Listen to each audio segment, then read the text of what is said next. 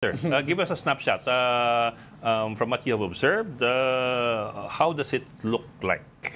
Who makes the money? Well, it starts with the selection of the district engineer or yung regional engineer ng DPWH, and who are actually selecting them. It's not the secretary of DPWH. These are the lawmakers. Kaya makikita mo kagad dyan, from the very start, may conspiracy na kagad dyan. So, here comes anong mga favorite na projects nila, especially yung mga nakalubog, flood control project, yung mga, dahil yung mga sheet piles, yung mga nilalagay sa ilalim, basta, o yung mga tatanggalin na mga silt, talagang nakalubog lahat yan. So, yan, pwede nilang paglaruan. Another is, let us say, ang depth sa technical report, ang depth dapat ng sheet piles is about 3 meters. Pwede nang gawin 6 meters yan.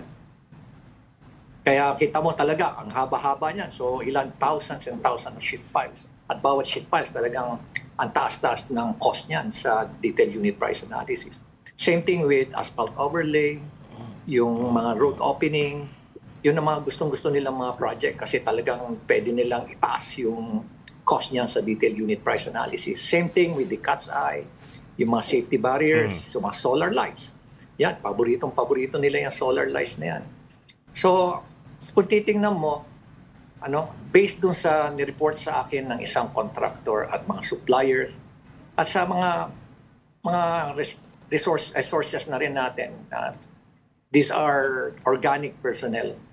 Usually, ang kinukuha ng mga politiko, mga lawmakers, is around 35 to 40. Yan. Standard yan. Lalo-lalo na kung kanila yung pork barrel fund. Sir, 35 to 40%, you mean? Yes, 35 to 40. So sabihin na lang natin na average, 25 to 40. So average na lang is 30 ang kinuha. Kasama na dyan yung, kukunin pa dyan yung VAT at yung insurance. So VAT is 7%. Tapos yung bond or insurance bond, pa yan 1%. So 8% na yan, 38% na.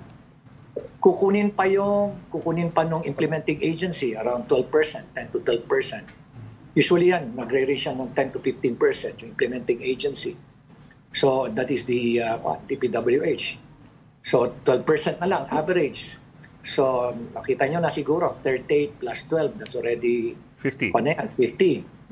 3%. 3% contingency fund. May contingency fund yan na 3% pa. Tapos may 2% pa yan na kalimutan ko na lang. So, around 55% na natanggal. So, ang naiwan na lang is 45%. Doon sa 45%, hindi pa factored in dyan yung profit ng contractor. Assuming na ang contractor may sense of nationalism or patriotism, kukuha lang siya ng 10%. Yung 10% na yan, hindi niya makukuha kagad, hindi niya ma-realize yung profit na yan. Because that will be the retention. So, ibig sabihin, kung kinuha niya pa, 45, kinuha niya yung 10% to 35% na lang naiwan for the project, actual cost na gagamitin niya. Actual fund pala for the project. Pero 10% nakukuha niya after 1 year. So, most probably, kukuha pa siya dun sa 35%. Assuming nakukuha pa siya ng 35%, ng 5% sa 35%, naiwan na lang 30%. So in short, yun na lang naiwan sa project, 30% out of the 100%. But Mayor, there is an open procurement system that the government uses. I'm just wondering, how do you get around that? Because there's fill gaps, right? So lahat technically ng projects should go through fill gaps. And before you even get to the bidding stage, marami din po yung dadaanan layers of approval, presumably to ensure transparency. So how do people get around that? Well, tignan nyo na lang yung detailed unit price analysis. For example, yung rack netting, because of yung technical working group ng DPWH comes up with the detailed unit price analysis, stipulating therein lahat ng mga gastos, itemized na gastos sa rack netting project. Lalabas doon, 25,000 pesos per square meter. Pero ang totoong actual cost niyan, pag tinanong mo yung mga mga private contractors na talagang yan ang business nila. Ang cost niyan is about 4,300 pesos. Kaya kita mo kagad yung difference. Times 5. 25 to 4,300 pesos.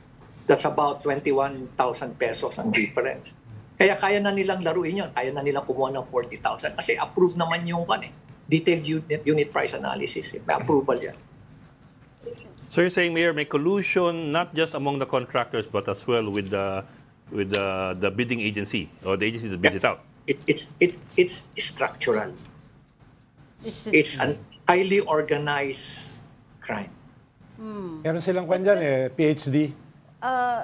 Yes. So are we